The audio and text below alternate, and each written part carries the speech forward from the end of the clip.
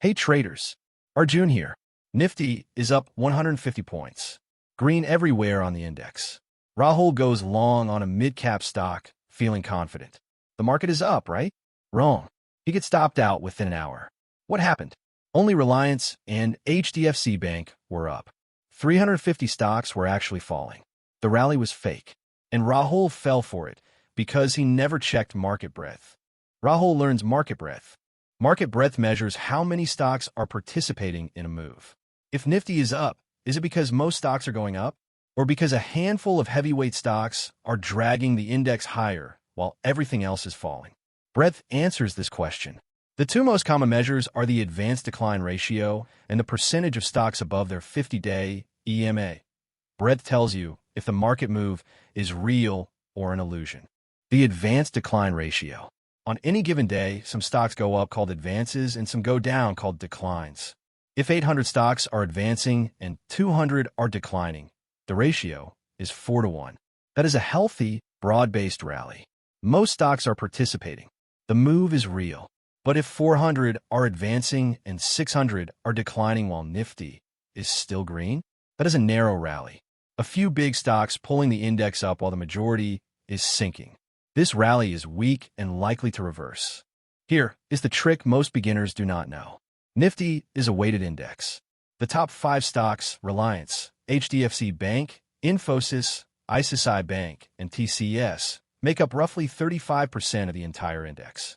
These 5 stocks alone can move Nifty 50 to 100 points, even if the other 45 stocks in Nifty 50 are all falling. So when you see Nifty is up 1%, it means nothing until you check breadth. The index can lie. Breadth cannot. 50 yemi abriad. This measures what percentage of Nifty 50 stocks are trading above their 50-day exponential moving average. Above 70% means the market is strong. Most stocks are in uptrends. Below 30% means the market is weak. Most stocks are in downtrends. Between 40 and 60% is neutral territory. No clear direction. This is a more reliable measure than just looking at the index level because it filters out the heavyweight distortion. The divergence warning. This is the most powerful use of breadth. Watch for this pattern.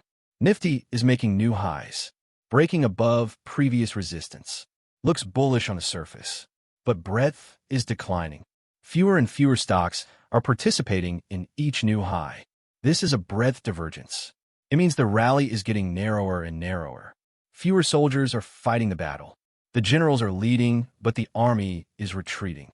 This is a classic warning sign that a correction is coming, sometimes within days. How to check breadth every day.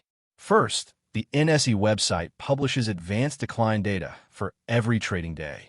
Check it. Second, use charting.com to run breadth scans. You can screen for how many stocks are above their 50 EMA, 20 EMA, or 200 EMA. Third, make this part of your pre-market routine. Before you take any trade, spend 2 minutes checking breadth.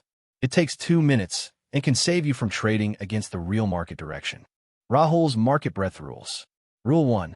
Strong breadth plus strong Nifty equals trade aggressively. The rally is real.